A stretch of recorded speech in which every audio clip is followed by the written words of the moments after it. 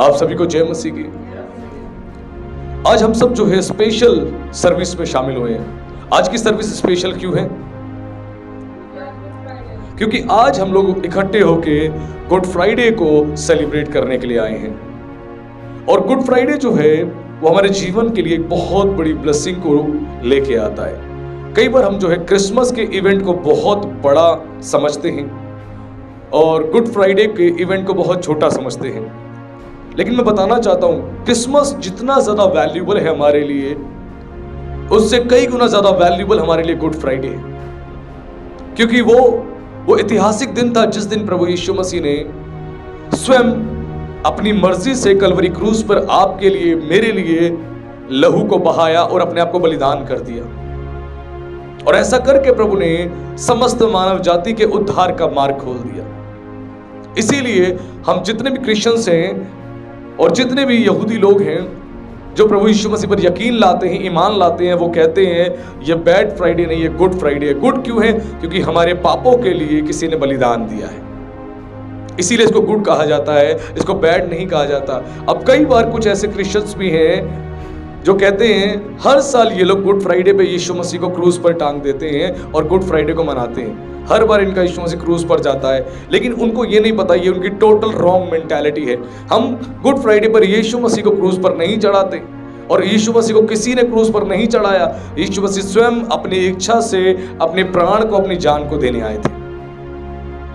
और हम good Friday के दिन परमेश्वर के उस महान प्रेम को और उसकी अद्भुत उस योजना को जो उसने मनुष्य जाति के लिए बना के रखी थी, जिसको प्रभु ने प्रकट किया, उसके हम प्रचार करते हैं, उसके बारे में लोगों को बताते हैं। गुड फ्राइडे क्यों हम मनुष्यों के लिए इतना खास है, क्यों हम मसीहों के लिए इतना खास है, इसके बारे में हम प्रचार करते हैं। और इकट्ठे होके हम प्रभु यीशु मसीह की उस कुर्बानी को रिमेंबर करते हैं, यानी याद करते हैं, क्योंकि खुद यीशु ने कहा मेरे स्मरण के लिए तुम यही किया करो।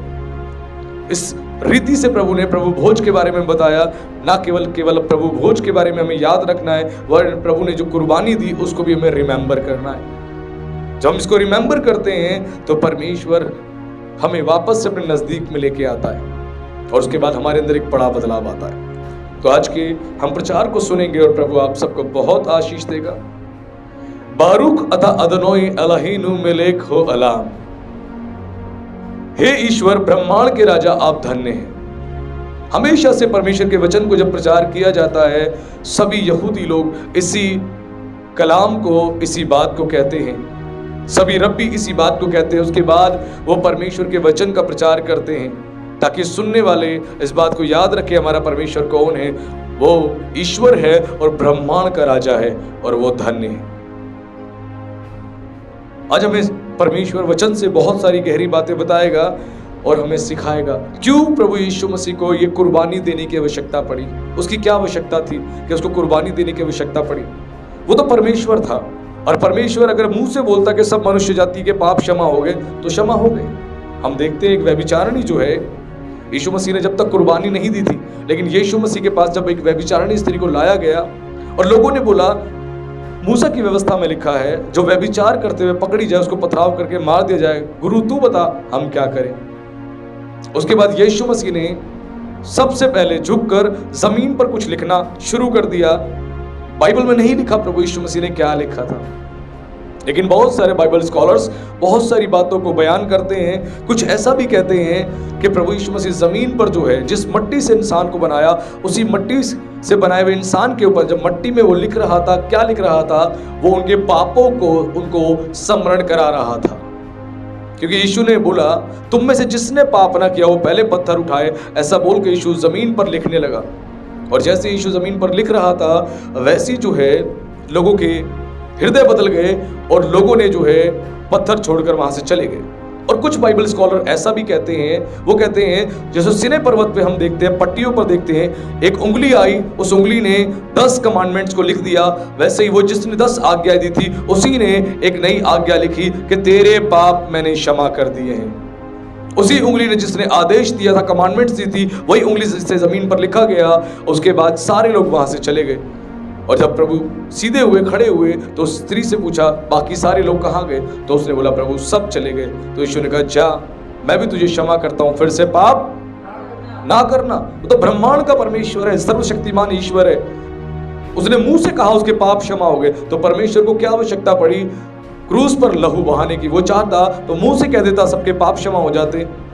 कई जगहों पे यीशु ने लोगों के पाप क्षमा किए मुंह से बोल बोल के, और कई लोग इसीलिए कुड़कुड़ाते थे, ये कौन है जो लोगों के पाप क्षमा करता है, और उनको प्रभु चंगा करता था।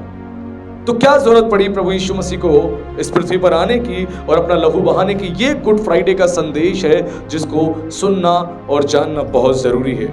उसके लिए आज के प्रचार को हम प्रारंभ करेंगे book of Romans chapter 3 verse 23। रोमियो की पुस्तक अध्याय 3 और पद 23 से आज के प्रचार को हम प्रारंभ करने जा रहे हैं। तो जरूर ध्यान से आज के संदेश को हम सुने ताकि प्रभु हमसे बात करे। उसमें इस प्रकार लिखा है, इसलिए कि सब ने पाप किया है और परमेश्वर की महिमा से रहित है। यह आयत बताती है कि सब ने पाप किया है और सब परमेश्वर की महिमा से रहित है। इस पृथ्वी का कोई भी ऐसा व्यक्ति नहीं है कि जिसने कोई पाप ना किया हो। कई लोग ये कहते हैं कि हमने तो आज तक कोई पाप नहीं किया। पाप को वो किस तरीके से डिफाइन करते हैं? वो कहते हैं हमने किसी का पैसा नहीं छीना, हमने किसी को झूठ नहीं बोला, हमने कभी किसी को ठगा नहीं, हमने कोई पाप नहीं किया, हमने कोई व्यभिचार नहीं किया, हमने कत्ल नहीं किया, हमने किसी के साथ धोखेबाजी नहीं करी, तो हमने कोई पाप नहीं किया। वो ऐसा कहते हैं। लेकिन बाइबल एक बात कहती है, बाइबल कहती है अगर मन में तूने किसी स्त्री के लिए गंदा विचार कर लिया तो तूने उसके साथ व्यभिचार कर लिया। और इस व्यभिचार की सजा बाइबल में बताई गई है। व्यभिचार की सजा जो है केवल एक ही है, वो है अनंत काल की आग। तो इसीलिए कोई भी धर्मी नहीं, कोई बोले कि मैंने झूठ कभी नहीं बोला, तो सब ने कभी ना कभी अपने जीवन में झूठ बोला है। कोई ऐसा नहीं है किसी ने झूठ ना बोला हो। कई लोगों की जिंदगी झूठ पर टिकी होती है, सारी बुनियाद वो झूठ पर बनाती है, और एक दिन झूठ पर जो बुनियाद बना रखी होती है, एक दिन वो बुनियाद गिर जाती है और मकान धराशायी हो जाता है। तो ऐसा कोई नहीं है जिसने कभी अपने जीवन में झूठ ना बोला हो। इसीलिए वचन में लिखा है सब ने पाप किया और परमेश्वर की महिमा से रहित है। हर मनुष्य ने पाप किया, पाप की वजह से परमेश्वर की महिमा से रहित हो गया। अब परमेश्वर की महिमा है क्या जिससे वो रहित हो गया, यानी वंचित रह गया, परमेश्वर की महिमा से वंचित रह गया। वो महिमा उसके जीवन से चली गई। वो महिमा कुछ और नहीं, वो महिमा पवित्र आत्मा है। ये पवित्र आत्मा जब मनुष्य के जीवन से चला गया तो मनुष्य एक साधारण मनुष्य बन जाता है, और ये पवित्र आत्मा जब आपके जीवन में आता है तो वापस से आपको परमेश्वर के नजदीक लेके आता है।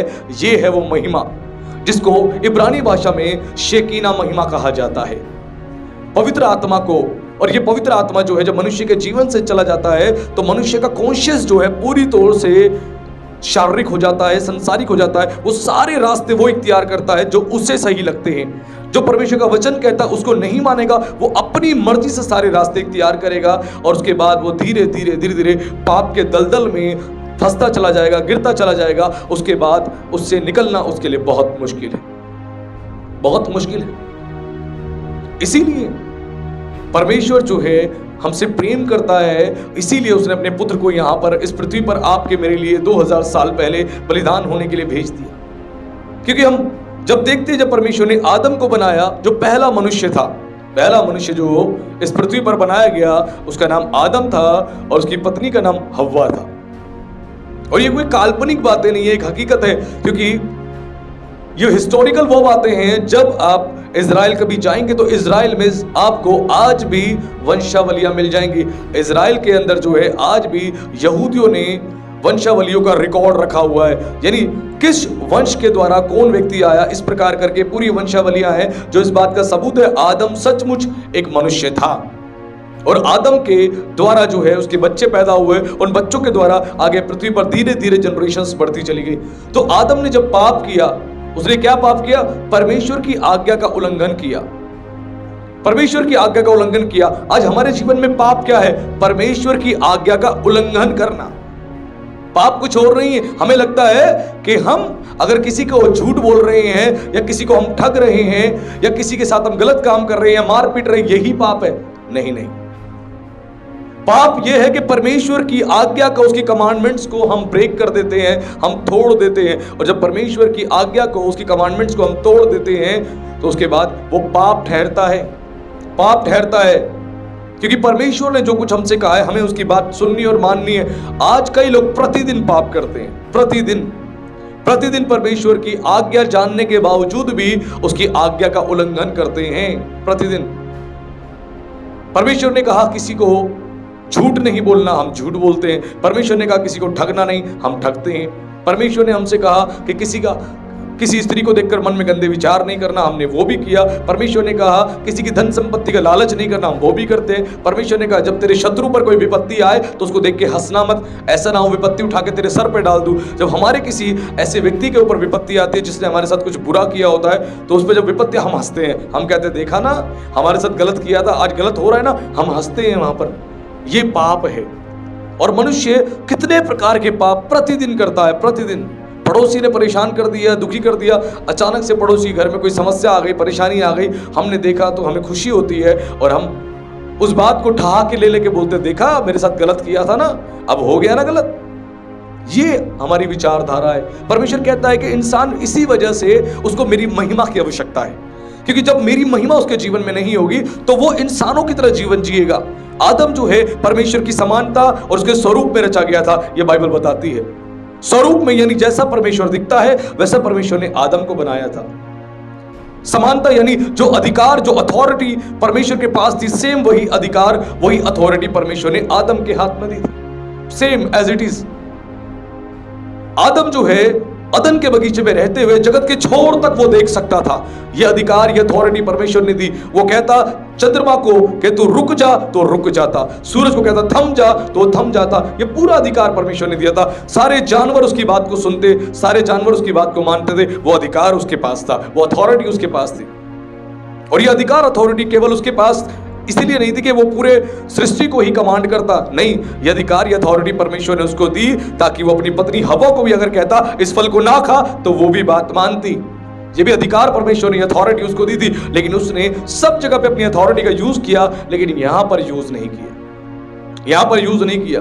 परमेश्वर ने वो अथॉरिटी उसे दी थी और उसको बात माननी पड़ती, क्योंकि अधिकार है। जब अधिकार परमेश्वर किसी को देता है, उस अधिकार का सम्मान करते हुए हमें बात माननी पड़ती है। ध्यान रखना, चाहे वो व्यक्ति कोई भी क्यों ना हो, कोई भी क्यों ना हो।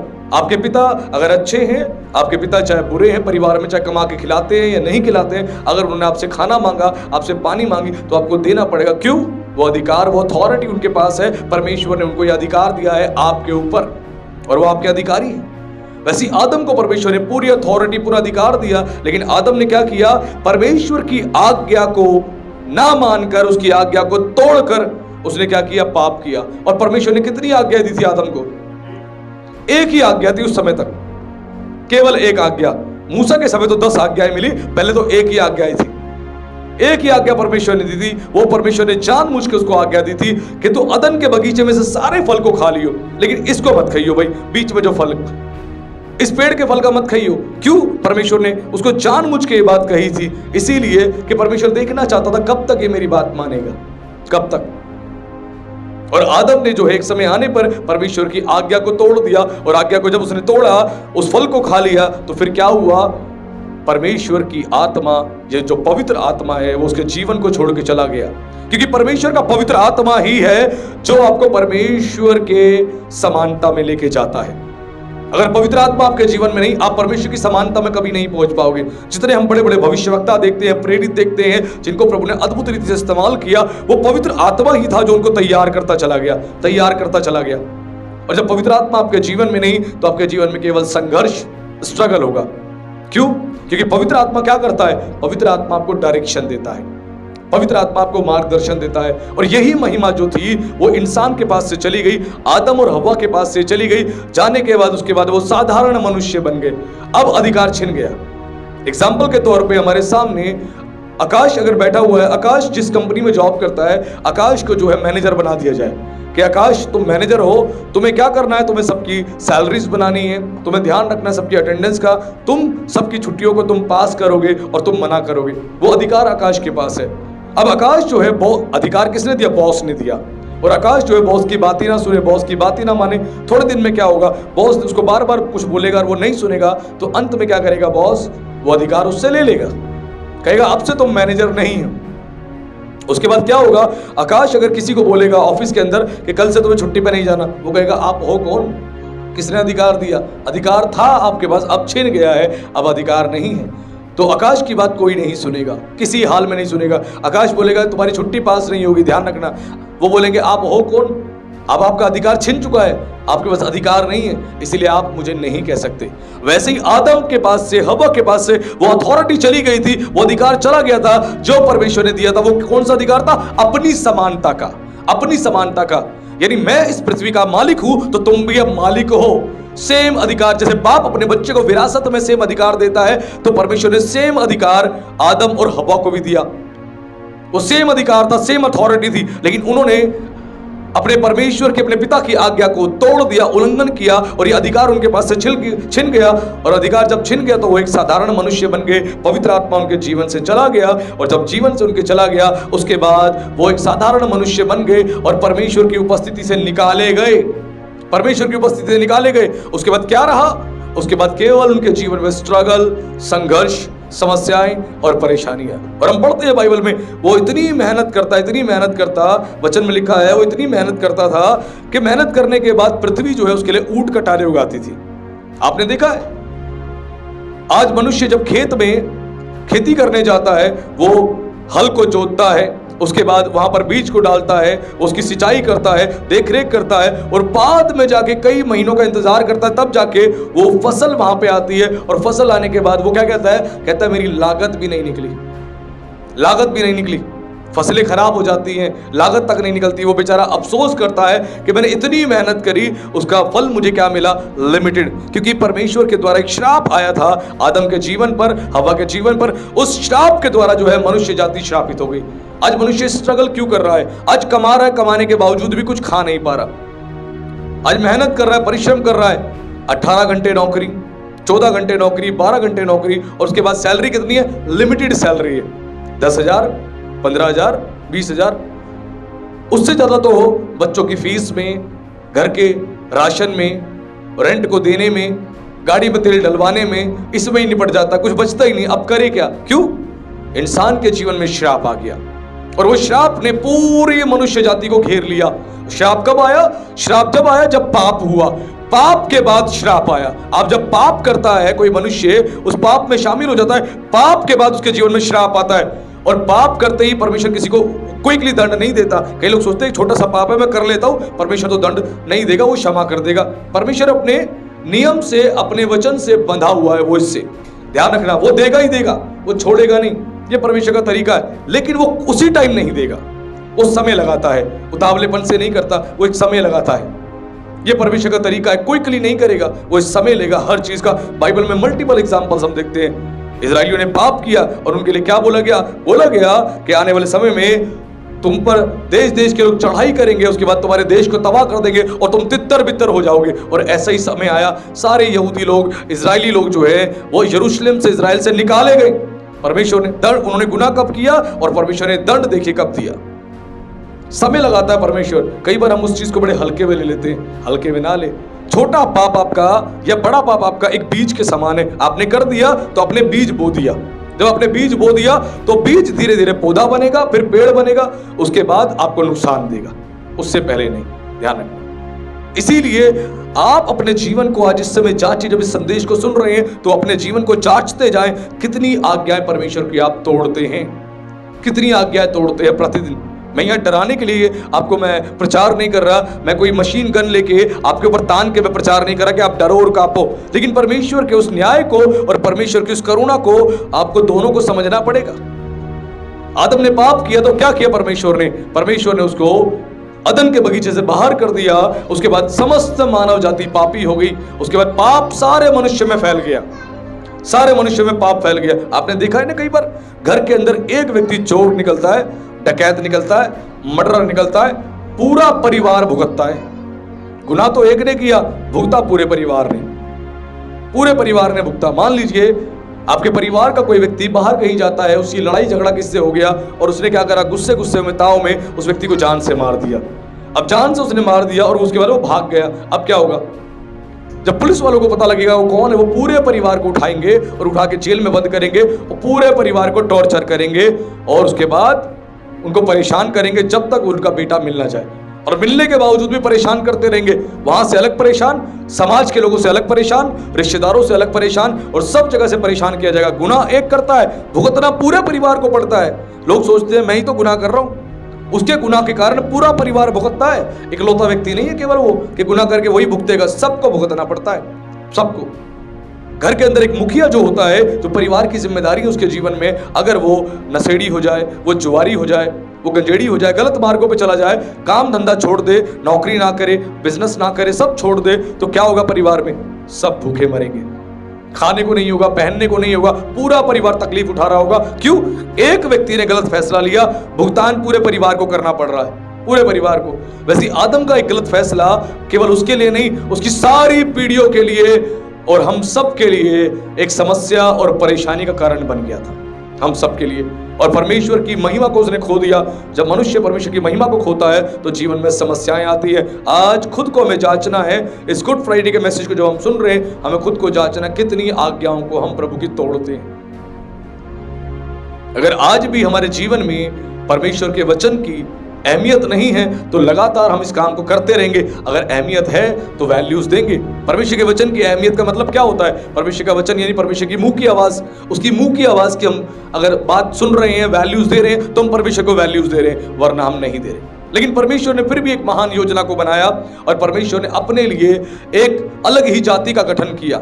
कि परमेश्वर ने सोचा मैं एक अपनी स्पेशल अलग से एक जाति को मैं तैयार करूं ताकि उसके द्वारा पूरे समस्त मानव जाति के लिए मैं एक उद्धार की योजना को बनाऊं। और परमेश्वर ने जूश नेशन का चुनाव किया, यहूदियों का चुनाव किया। मैं सच बता रहा हूं आपको, आज यहां बैठे हैं ना आप सब, यहूदियों को धन्यवाद देना, आज धन्यवाद देना। क्यों धन्यवाद देना? क्योंकि वचन में लिखा है उद्धार यहूदियों में से है। अगर सोच ली यहूदी नेशन ना होता तो क्या यीशु मसीह का आना होता? ना होता। हम कल्पना ही नहीं कर सकते, हम कल्पना ही नहीं कर सकते कि यहूदी नेशन के बिना हमारा उद्धार हो पाता। यहूदियों को परमेश्वर ने चुना, इसीलिए आज इस समय यहूदियों को धन्यवाद देना। इज़राइल को आप अपनी प्रार्थनाओं में याद रखना, उसे ब्लेस करना। यहूदियों के बिना ना हमारे पास ये वचन होता, ना हमारे पास यीशु मसीह होता, और ना ही हमारे पास परमेश्वर का उद्धार होता। ध्यान रखना, यहूदियों को इज्जत देना, आदर देना, सम्मान देना और हमेशा इज़राइल देश को ब्लेस करना। क्योंकि यहूदी नेशंस के बिना हम कोई कल्पना नहीं कर सकते, किसी भी चीज की कोई कल्पना नहीं कर सकते। ध्यान रखना, हमें सब कुछ कहां से मिला है? यहूदियों से। प्रार्थना करनी, हमें प्रार्थना करना है, हमें ये किसने सिखाया? यहूदियों के द्वारा हमने सीखा है, क्योंकि परमेश्वर ने व्यवस्था उन्हीं के हाथों में दी थी। अगर उनके हाथों में ना दी होती तो हम तक नहीं पहुंचती, बिल्कुल भी नहीं पहुंचती।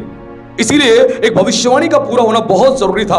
मलाकी की किताब में लिखा है कि परमेश्वर जो अंत के दिनों में क्या करेगा, वो बच्चों का मन जो है माता पिता की ओर फेरेगा, बच्चों का मन माता पिता की ओर फेरेगा। ये भविष्यवाणी की गई थी। ये भविष्यवाणी है क्या? आज ध्यान से सुनिएगा। लिखा है कि अंत के दिनों में परमेश्वर ऐसा करेगा कि बच्चों का मन जो है पिता की ओर फेरेगा। इसका मतलब था कि जो जूश नेशन है वो पिता है और हम जो अन्य जाति हम बच्चे हैं। हमारे मन को परमेश्वर वापस से उनकी ओर फेर रहा है कि हम उनकी इज्जत करें, उनका आदर करें, उनका सम्मान करें। क्योंकि बिना उनके हम तक ना व्यवस्था थी, बिना उनके ना परमेश्वर का ज्ञान था, ना बिना उनके हमारे पास मसीह होता। क्योंकि यीशु मसीह एक यहूदियों में उसने जन्म लिया, वो एक यहूदी था। यही कारण है कि आज के समय हम देख रहे पूरे विश्व के अंदर लोग जो है वापस से यहूदियों की ओर फिर रहे हैं, वापस से उन पर्वों को सेलिब्रेट कर रहे हैं जो परमेश्वर ने कहा इन पर्वों को मेरे लिए मनाना। पहले चर्चिस ये काम नहीं करते थे, लेकिन धीरे धीरे धीरे धीरे 2015 के बाद से हम देखते हैं पूरे विश्व में जो है लोग परमेश्वर के बताए गए पर्वों को मनाना उन्होंने शुरू कर दिया। क्योंकि परमेश्वर ने बच्चों का मन, हम लोगों का, हम लोग बच्चे हैं कि हमारा मन जो पिता की ओर परमेश्वर फेर रहा है, यानी जूश नेशंस की ओर फेर रहा है कि हम वापस से उन पर्वों को मनाएं, परमेश्वर की आज्ञा का हम पालन करें, उसकी आज्ञा को हम समझें। क्योंकि हमने इस काम को छोड़ दिया है और बिना उनकी ओर फिरे हम परमेश्वर के वचन को नहीं जानते।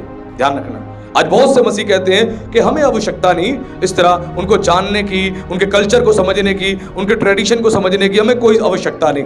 मैं सच बता रहा हूं, जब तक हम उनको नहीं समझेंगे हम इस पवित्र शास्त्र की कोई बात नहीं समझ सकते हैं। चाहे जितनी मर्जी हम कोशिश कर ले, हम नहीं समझ सकते हैं। कर लो आप कोशिश, आप नहीं समझ पाओगे, कभी नहीं समझ पाओगे। आपको समझना है तो आपको वापस से उनके पास लौटना पड़ेगा। और यहूदियों में, मैं सच बता रहा हूं, यहूदियों में जब बच्चा 5 साल का हो जाता है तभी से वचन उसके हाथ में दे देता है, 5 साल का होते ही वचन हाथ में देते पढ़ना शुरू कर दे। और सबसे पहली किताब जो यहूदी लोग अपने बच्चे के हाथ में देते हैं वो एक किताब देते हैं जिसको आज हमारे मसीह लोग कभी नहीं पढ़ते। वो सबसे कठिन पुस्तक मानी जाती है पुराने नियम की, तोरा की। तोरा यानी वो 5 किताबें, और जो पहली किताब उनके हाथ में दी जाती है वो दी जाती है लय व्यवस्था। कि लय व्यवस्था ले और पढ़ना शुरू कर दे। क्यों? ये लय व्यवस्था की किताब ही आपको परमेश्वर के साथ जोड़ती है। ये इसी में सारे सैक्रिफाइसेस बताए गए हैं, सारी कुर्बानी बताई गई है। तो ये सबसे पहले दी जाती है ताकि सिखाया जाए कि बच्चा बचपन से ही सीखना शुरू कर दे। और फिर 12 साल का होता है तब उसको यरूशलेम में स्कूल में डाला जाता है। आज हमें सीखना है लय व्यवस्था की किताब। कितना हम पढ़ते हैं, हमने कितना पढ़ने का प्रयास किया, हम परमेश्वर से बहुत दूर हैं। आज हम पास होने की बात करते हैं, बहुत दूर है। आज हमारा हृदय ऐसा होना चाहिए कि उन पर्वों को हम भी मनाएं उन पर्वों को, और उन पर्वों के लिए हम छुट्टी करें, हम अपने कामों की छुट्टी करें और इकट्ठे होकर हम भी उन पर्वों को सेलिब्रेट करें। हम करते नहीं हैं। आज भी उस कल्चर को हम समझे, उस ट्रेडिशन को समझे जो हमारे लिए है, क्योंकि हम लोग भी आत्मिक रीति से इजरायली हैं और यहूदी हैं, और हमें समझना पड़ेगा। और यही महिमा जो है इंसान के जीवन से चली गई, उठ गई, और इंसान समस्त मानव जाति पापी हो गए। और परमेश्वर ने फिर क्या किया? यहूदियों के हाथों में परमेश्वर ने फिर से काम किया। देखिए परमेश्वर की योजना, उसकी उद्धार की योजना उसने कैसे तैयार करी। उसने यहूदियों के हाथों में सब कुछ दिया। परमेश्वर ने क्या करा? मूसा खुद इजराइल के घराने का था, और परमेश्वर ने जो है मूसा के हाथ में व्यवस्था दी, और ये व्यवस्था यहूदियों को सौंपी गई। ये परमेश्वर की ओर से गुड न्यूज थी। हेलो, ये गुड न्यूज थी। हम कहते हैं नए नियम में हम आते हैं तो ये सुसमाचार हमारे लिए गुड न्यूज है। गुड न्यूज परमेश्वर ने वहीं दे दी थी, क्योंकि परमेश्वर ने खुद अपने हाथों से लिखकर उनको वो पट्टियां दी। उस समय उनके लिए सुसमाचार था कि परमेश्वर की आज्ञा मानो और आशीष को पालो। ये सुसमाचार था, और परमेश्वर ने 10 कमांडमेंट्स जो है मूसा के हाथ से उन तक पहुंचा दी कि पढ़ो इसको और मेरी आज्ञा मानो और मेरी आज्ञा पर चलना शुरू कर दो। ये थी गुड न्यूज। आज विश्व भर में हम सुनते हैं, आप कोई भी न्यूज चैनल उठा के देख लो, चाहे इंडिया का देख लो, इंडिया से बाहर का देख लो, कोई भी न्यूज चैनल आप उठा के देख लो, आपको कहीं से गुड न्यूज नहीं मिलेगी सुनने को। सब जगह से आपको बैड न्यूज सुनने को मिलेगी, सब जगह से बैड न्यूज सुनने को मिलेगी, सब जगह से। और ये न्यूज है क्या? न्यूज जो है ये 4 क्षेत्रों को लेकर बनाया गया है, नॉर्थ, ईस्ट, वेस्ट और साउथ। यानी चारों दिशाओं से जो न्यूज आ रही है, चारों दिशाओं से जो कुछ हो रहा है उसको निकाल के आप तक पहुंचाया जा रहा है। इसको कहते हैं न्यूज। ये है न्यूज। वैसे ही सर्वशक्तिमान परमेश्वर ने आपके लिए गुड न्यूज दे दी है। वो गुड न्यूज है ये परमेश्वर का वचन, यीशु मसीह का इस पृथ्वी पर आना, उसका क्रूस पर बलिदान देना, ये गुड न्यूज है। और परमेश्वर ने ये गुड न्यूज जो है आपको दे दी है। आप देखना, जब भी बाइबल उठाओगे आपको गुड न्यूज मिलेगी। जितनी बार आप बाइबल पढ़ोगे आपको शांति मिलेगी, आश्वासन मिलेगा। आप न्यूज चला के देख लो, न्यूज चलाने के बाद क्या होता है? जैसी न्यूज चलाते हैं आपको खबर आती है सिलेंडर महंगा हो गया, खबर आती है कि ये ईरान के साथ युद्ध और घमासान होता जा रहा है। अब क्या होगा? पेट्रोल के दाम बढ़ेंगे और ट्रांसपोर्टेशन बढ़ेगा तो सब कुछ महंगा होता चला जाएगा। और वो खबर आ रही है, हम घबरा रहे हैं। फिर सुनने में आ रहा है कि चाइना के साथ भी हमारे अनबन चल रहे हैं। फिर सुनने में आता है कि पाकिस्तान के साथ भी अनबन चल रहे हैं। फिर सुनने में आता है अमेरिका के साथ भी हमारी जो है आपस में कसमकश चल रही है। बहुत सारी न्यूज, और जितने न्यूज चैनल उठा के देख लो सब आपको डरा रहे होंगे, सब आपको परेशान कर रहे होंगे। लेकिन जितनी बार आप बाइबल उठाओगे यहां से गुड न्यूज मिलेगी। परमेश्वर कहता है मत डर, मैं तेरे संग हूं, इधर उधर मत ताक, मैं तेरा परमेश्वर हूं, मैं तुझे अपने धर्म में दाहिने हाथ से थामे रहूंगा और तुझे दृढ़ करूंगा। ये परमेश्वर का वायदा है। बाइबल खोलो और पढ़ो, आपको परमेश्वर शांतता देता है, आपको शांति देता है। जितने न्यूज चैनल खोलोगे वो आपको डरा देंगे। आपकी देखना भूख आपकी उड़ जाएगी। 4 रोटी खाने वाला 3 रोटी खा के सोता है, 2 रोटी खा के सोता है। क्यों भाई? सिलेंडर महंगा हो रहा है। ज्यादा रोटी खाऊंगा तो बच्चे क्या खाएंगे? तो माँ बाप जो है सैक्रिफाइस करना शुरू कर देते हैं, परेशान हो जाते हैं। ये बाइबल आपको कहती है अकाल के समय भी आपका परमेश्वर आपको तृप्त करेगा। अकाल के समय दुनिया में अकाल पड़ जाए फिर भी परमेश्वर तृप्त करेगा। यही तो बाइबल का संदेश है। बाइबल आपको हर time good news good news good news देती है। लेकिन जितने न्यूज चैनल आपको बैड न्यूज और बैड न्यूज देते हैं। अखबार उठा के देख लो आपको बैड न्यूज, टीवी उठा के देख लो बैड न्यूज, यूट्यूब पे चले जाओ बैड न्यूज, फेसबुक पे चले जाओ बैड न्यूज, सब जगह आपको बैड न्यूज मिलेगी। लेकिन बाइबल आपको गुड न्यूज देती है। ये परमेश्वर की ओर से ब्लेसिंग है आपके लिए। अब ध्यान रखें आपको क्या सुनना है। आप जो सुनते हो वही आपके ब्रेन पर, आपके दिमाग पर, आपकी बॉडी पर असर पड़ता है। जो सुनते हो, मैं बार बार कहता हूं अपने प्रचारों में, जैसा तुम्हारा आहार वैसा तुम्हारा व्यवहार। अब जो तुमने सुन लिया, डर की बात सुन ली, अब तुम्हारे व्यवहार में भी डर आ गया। अरे सुनो सुनो, ज्यादा ना गैस खर्च मत करना। अरे सुनो सुनो, सिलेंडर का हिसाब से इस्तेमाल करना। हाँ सुन रहे हो, सिलेंडर महंगा हो रहा है, सुनने में आया वो 15 किलो से 10 किलो का होने जा रहा है। अरे ध्यान रखना, ध्यान रखना। डर, टेंशन में, जिनकी शादी होने वाली है, जिनके परिवारों में, वो भी चिंता में। अरे ऐसा ना हो हलवाई हाथ खड़े कर दे, ऐसा ना हो बैंकेट हॉल में सिलेंडर ना मिले। टेंशन में आ जाते हैं हम, टेंशन में। सब जगह से बैड न्यूज आ रही है, लेकिन बाइबल का परमेश्वर कहता है कि मैं तेरा चरवाहा हूं, तुझे कोई घटी ना होगी। ये उसका प्रॉमिस है। इसीलिए बाइबल को पढ़ना शुरू करें। मैं फिर बता रहा हूं, ये किताब कभी आपको निराश नहीं करेगी, इसलिए मुझे आज तक निराश नहीं किया। जब जब मैं इसको खोल के पढ़ता हूं, मैं आशा से, उम्मीद से भर जाता हूं, विश्वास से भर जाता हूं, और उसके बाद परमेश्वर की सेवा को और जुनून के साथ मैं करता हूं। मैं रुकता नहीं। आज भी जो मेरे साथ जो लोग हैं पिछले 11 वर्षों से, वो जानते हैं उस शुरुआती समय से लेकर आज तक मेरे जोश में कोई कमी नहीं आई। उनको पता है क्यों। प्रतिदिन मैं इसको पढ़ता हूं और मैं रिचार्ज हो जाता हूं।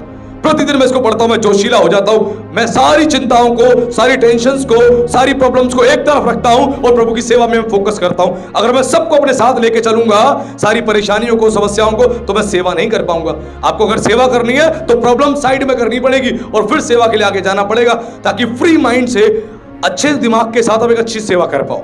अगर प्रेशराइज रहोगे, आप टेंशन में रहोगे, आप अच्छी सेवा नहीं कर पाओगे, आप परेशान रहोगे। आप देखना, डिस्टर्ब व्यक्ति जब बाइक पर रहता है, बाइक चला रहा होता है, अचानक से उसको झटका लगता है। क्यों? बगल से अचानक से कोई निकल गया, वो ख्यालों में खोया हुआ, ख्यालों में, किसी ख्याल में खो गया।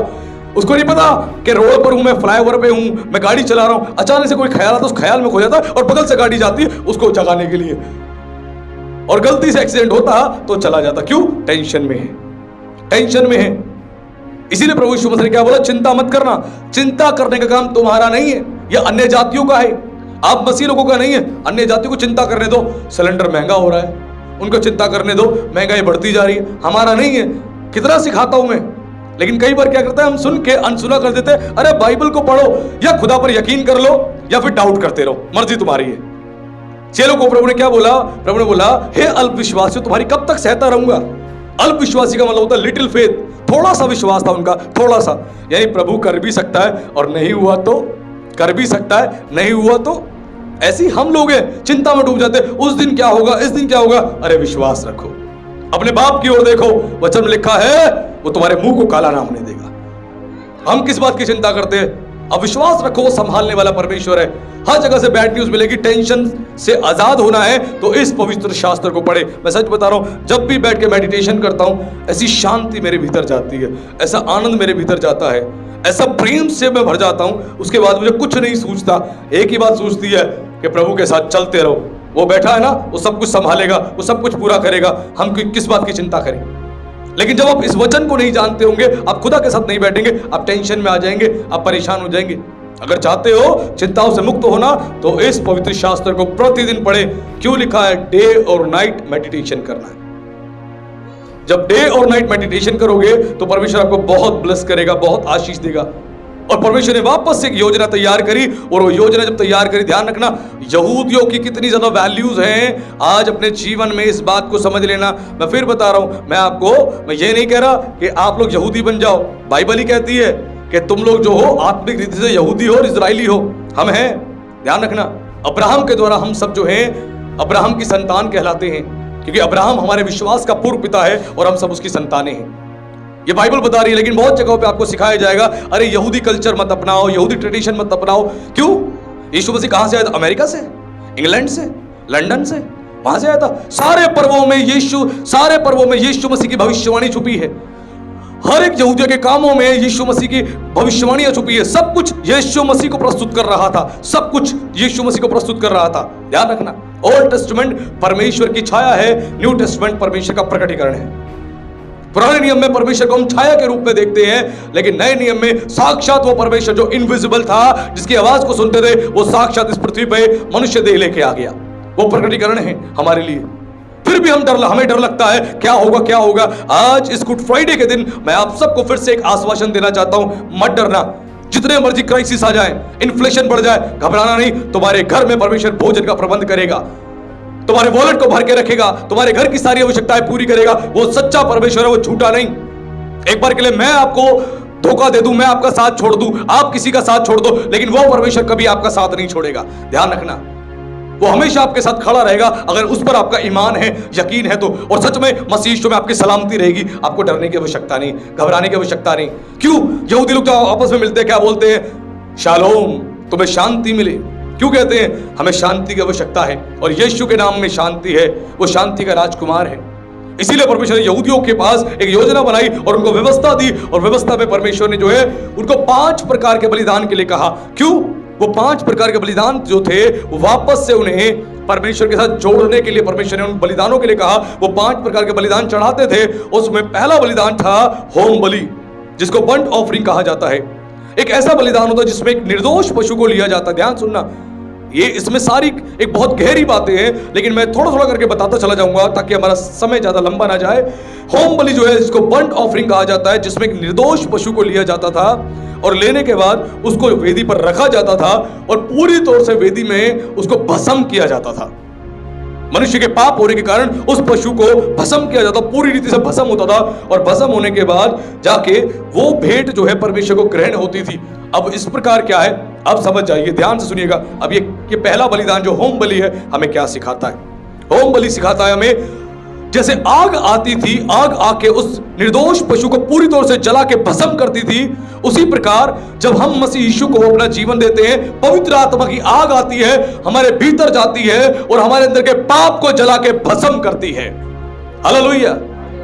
हम अपने आप से धर्मी नहीं बन सकते, अपने आप से अपने पापों को नहीं छोड़ सकते, हमें पवित्र आत्मा की सहायता है चाहिए। और पवित्र आत्मा आग के समान आता है। लोग कहते हैं ना, पवित्र आत्मा की आग से हम भर गए। आज हमने बहन रीता की हमने टेस्टमनी सुनी, आकाश की मदर के साथ बैठ के वो प्रार्थना कर रही थी, तो प्रार्थना में आग उतरी, उस आग का उन्होंने अनुभव किया। ये पवित्र आत्मा की आग है। ये आग जब आपके ऊपर उतरती है, आपके भीतर जाएगी, आपके पापी स्वभाव को, आपके पाप भरे जीवन को, आपकी बुरी आदतों को ये आग जला के भस्म करेगी।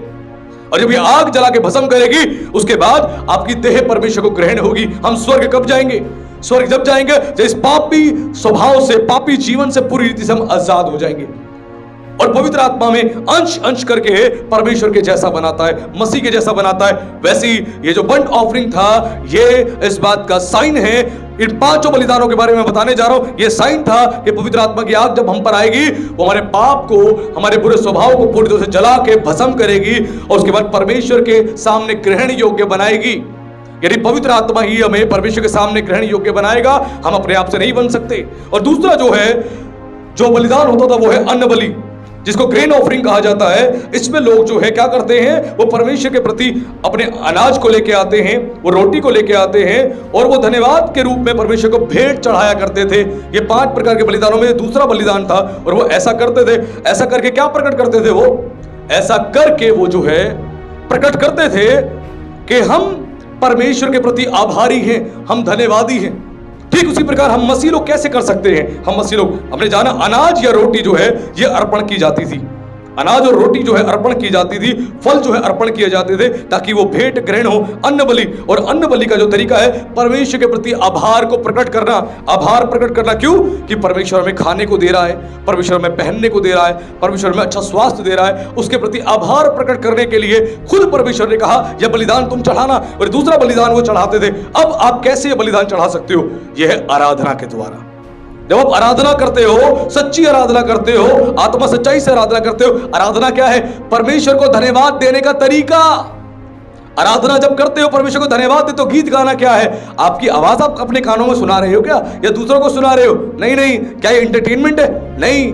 आराधना है परमेश्वर को धन्यवाद देना, उसके धन्यवाद को, उसको पहुंचाना और प्रकट करना परमेश्वर को कि प्रभु देख, मैं धन्यवादी हूं, मैं इस गीत के माध्यम से तुझे धन्यवाद दे रहा हूं, धन्यवाद दे रहा हूं। ये अन्न बलि होती थी कि परमेश्वर के सामने आभार प्रकट कर रहे हैं। आप गीत गाते हो तो परमेश्वर को ग्लोरीफाई कर रहे हो, हमने जाना। और फल परमेश्वर को चढ़ाए जाते थे। वैसे जब पवित्र आत्मा के फ्रूट्स आपके अंदर लगते हैं तो समझ जाओ आपका देह परमेश्वर को आप चढ़ा रहे हो और धन्यवादी हो, आप धन्यवादी हो। वो फ्रूट्स आपके अंदर होने चाहिए, पवित्र आत्मा का फल आपके अंदर पाया जाना चाहिए, ताकि आपके जीवन से परमेश्वर को महिमा मिले। तभी तो आप बताओगे कि प्रभु तेरा धन्यवाद, मैं आभार प्रकट कर रहा हूं कि तूने मेरे अंदर ये फल लगाए हैं, ये आत्मा के फल लगाए हैं। उसके बाद अनाज और रोटी।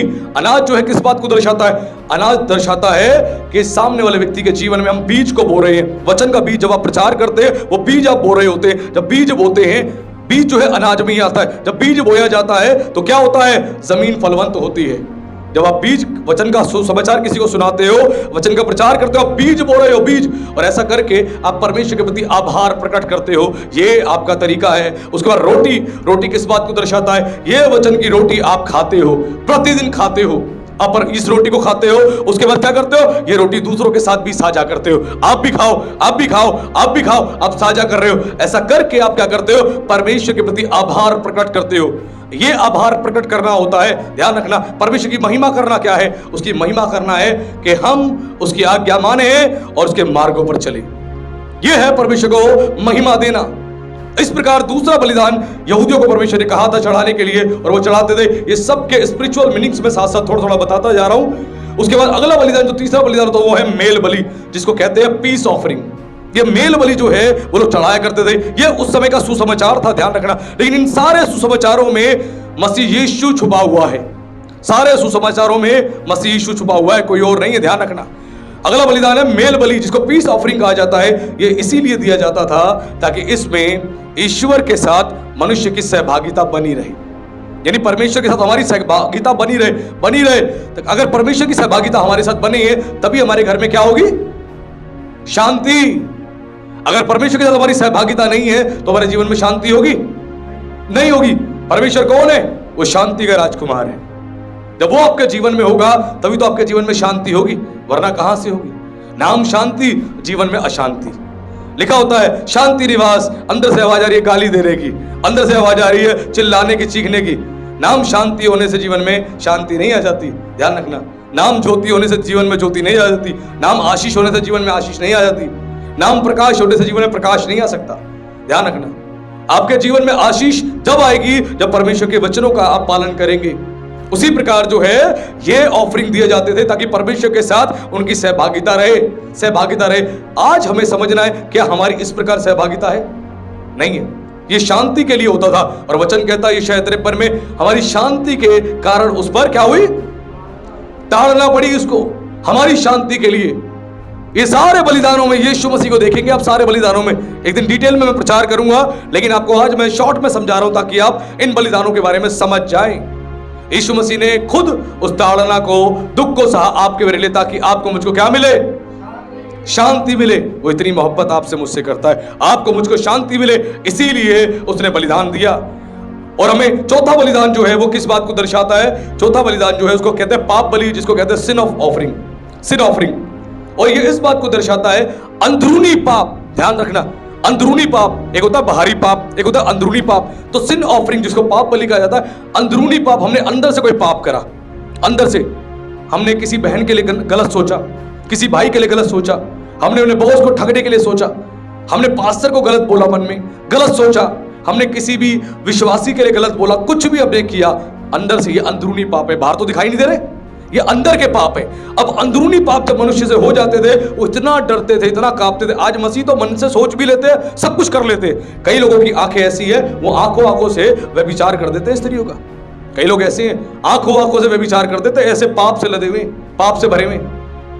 सोचिए, तो अंदरूनी पाप जब मनुष्य के जीवन में होते हैं, अंदरूनी पाप की वजह से भी परमेश्वर संबंध उसका टूट जाता है। तो परमेश्वर ने खुद इस बात की आज्ञा दी थी, और परमेश्वर ने कहा था क्या करना है? अगर कोई तुमसे अंदरूनी पाप हो जाए तो पाप बलि का बलिदान आके चढ़ाना। और पाप बलि का बलिदान जो है एक सच्चे पश्चाताप को और एक शुद्धिकरण के लिए किया जाता था, जो इस बात का साइन है कि हाँ, अपने अंदर के पापों को मैंने माना है। आज हम में से बहुत सारे लोग ऐसे हैं, पाप मन में बहुत सारे करके बैठे हैं, मानते नहीं है। सोचो, ये लोग मानने आते थे याजक के पास कि भैया मुझसे कोई अंदरूनी पाप हो गया है, और वो अंदरूनी पाप मैंने मान लिया है। और उसके बाद क्या करते थे? उसके बाद वो बलिदान चढ़ाए थे। वचन में क्या लिखा है? लिखा है तुम अपने अपराध को एक दूसरे के सामने मान लो ताकि तुम चंगे हो जाओ। चंगाई क्यों नहीं है? हमने अपराध नहीं मांगा। जब तक अपराध नहीं मानोगे चंगाई नहीं मिलेगी, क्योंकि परमेश्वर ने हर चंगाई के पीछे एक प्रोसेस ठहराया है। उस प्रोसेस को आपको समझना पड़ेगा। अगर प्रार्थना से हीलिंग नहीं हो रही, किसी को क्षमा कर दिया तब भी हीलिंग नहीं हो रही, तो आपको समझना पड़ेगा कोई अंदरूनी पाप है जिसको आप छुपा के बैठे हो। उस अंदरूनी पाप को परमेश्वर के सामने आपको सच्चे मन से अंगीकार करना पड़ेगा, अपराध मानना पड़ेगा। नहीं मानोगे चंगाई नहीं मिलेगी, जीवन में आशीष नहीं आएगी। इसी प्रकार जो है यहां पर हमें बताया जा रहा है कि कोई भी अंदरूनी पाप होता है, उस पाप के कारण भी परमेश्वर की दृष्टि में हम पापी ठहरते हैं। पापी, क्योंकि वचन में क्या लिखा है? जब किसी स्त्री के विषय में तूने अपने मन में गंदा विचार कर लिया, तूने व्यभिचार कर लिया। ये प्रभु ने बोला।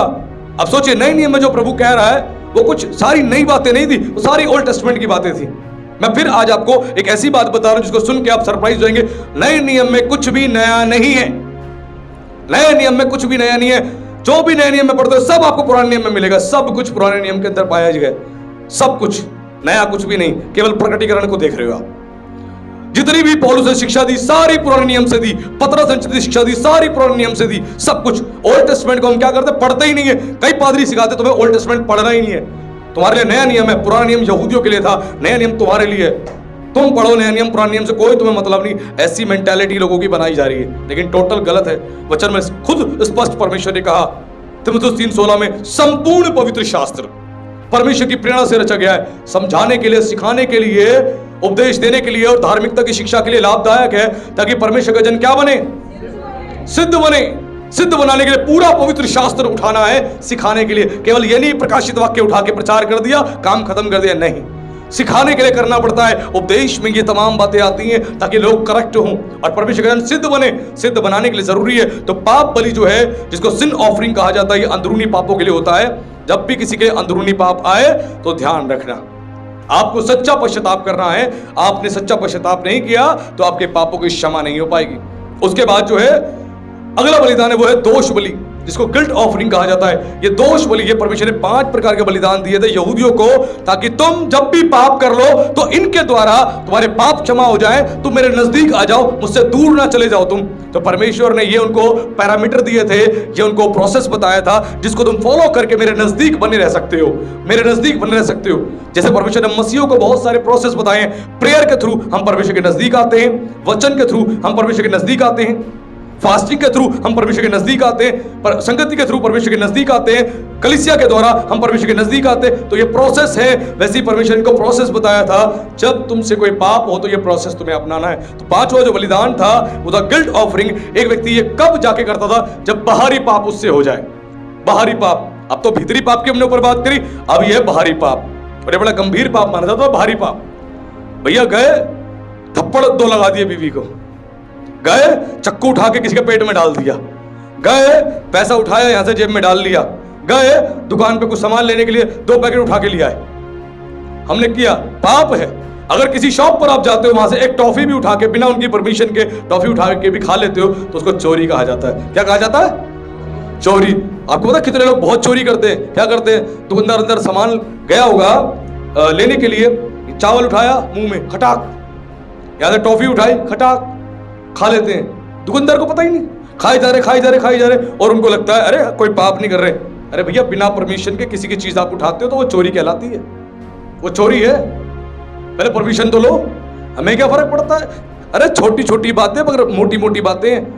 अब मसीह के जैसे कैसे बनोगे? जब छोटी छोटी बातों में आप बेहतर बनोगे तो मसीह जैसे बनोगे। बड़ी बड़ी बातों से आप मसीह जैसे नहीं बन सकते। छोटी छोटी बातों से आप मसीह जैसे बनोगे। जब छोटी छोटी आज्ञाओं को मानना सीखोगे तभी आप मसीह जैसे बनोगे। ध्यान रखना, अरे हमें सीखना है। तो ये बलिदान, जो 5वां बलिदान है गिल्ट ऑफरिंग, ये जब होता है जब इंसान से कोई बाहरी पाप हो जाए। कोई भी बाहरी पाप कर लिया तो उसकी वजह से उस पर दंड ना आए, वो गुनहगार ना ठहरे। तो इसीलिए सबसे पहले वो क्या करता था, वो सबसे पहले अपने पापों को मानकर, अंगीकार करके अपने उस बलिदान को लेके आता था, जो दोष बलि के लिए बलिदान ठहराया गया था, उसको लेके आता और वो चढ़ाता था, ताकि उसके पापों का सच्चा पश्चाताप हो जाए और वापस से परमेश्वर की नजदीकी में वो आ जाए, वापस से नजदीकी में आ जाए। ये परमेश्वर ने ठहराया था यहूदियों के लिए। हमें कई बार लगता है हमें इसको पढ़ने की आवश्यकता नहीं। मैं बता रहा हूं, ये परमेश्वर की ओर से गुड न्यूज थी उनके लिए। क्यों नहीं थी? पाप हो गया तो इंसान परमेश्वर से दूर हो गया और नरक में जाएगा, बिल्कुल ठीक बात है। लेकिन परमेश्वर एक पैरामीटर ठहरा दिया, पाप हो जाए तो ये तरीके अपना लो, पाप हो जाए तो ये तरीके अपना लो। और वो बार बार जब भी उनसे गुनाह होते थे, पाप होते थे, इस व्यवस्था का पालन करते थे, यानी सुसमाचार का जो परमेश्वर ने उनको दिया था, गुड न्यूज होती थी। गलती हो गई, डर मत, आजा मेरे पास। गुनाह हो गया, डर मत, आजा मेरे पास।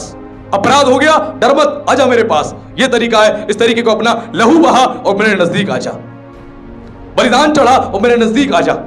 ये परमेश्वर ने तरीका ठहराया था यहूदियों के लिए, यहूदियों के लिए तरीका ठहराया था, इजराइलियों के लिए तरीका ठहराया था कि परमेश्वर के नजदीक रहे, उससे दूर ना हो जाए, उससे दूर ना हो जाए। और हमें कई बार लगता है कि केवल ये वो बातें हैं जो बातें केवल पुराने नियम की बातें हैं। मैं फिर बता रहा हूं, पूरा पवित्र शास्त्र आपके लिए, एक एक वचन आपके लिए, एक एक वचन आपके लिए। अगर भीतर से आपको बदलना है ना, तो ध्यान रखना, वचन को समझना पड़ेगा, समझना पड़ेगा। यूट्यूब के साथ कम समय बिताएं, बाइबल के साथ ज्यादा समय बिताएं। आज बहुत सारे मसीहों ने केवल यूट्यूब पकड़ लिया है, फेसबुक पढ़ लिया, स्क्रॉल कर करके वो इस काम को करते हैं। नहीं, आपको बाइबल के साथ अपने समय को बिताना पड़ेगा। आज गुड फ्राइडे के दिन मैं आप सबको फिर से एक बार मैं उत्साहित करना चाहता हूं, परमेश्वर के वचन के साथ समय बिताना शुरू करें, आपकी जिंदगी में एक बड़ा सुधार आएगा। कुछ मसीह कहते हैं, बार बार कहते हैं कि पास्टर जी मेरे लिए प्रार्थना करो, मैं आत्मिक जीवन में बढ़ जाऊं। प्रार्थना करवाते हैं, और वो सबने प्रार्थना करवाई होगी कि आत्मिक जीवन में मैं बढ़ जाऊं, मेरी आत्मिक उन्नति हो जाए। कुछ लोग कहते हैं मैं वचन पढ़ता हूं, मुझे याद नहीं रहता, है ना, वचन पढ़ता हूं मैं याद नहीं रहता, पास्टर जी मेरे लिए प्रार्थना करो। मैं ज्यादा प्रार्थना नहीं कर पाता, मैं प्रभु में बढ़ना चाहता हूं, बढ़ नहीं पाता। उसका क्या कारण है पता है आपको? अब आत्मिक उन्नति कैसे होती है किसी की, पहले तो मैं ये बता दूं।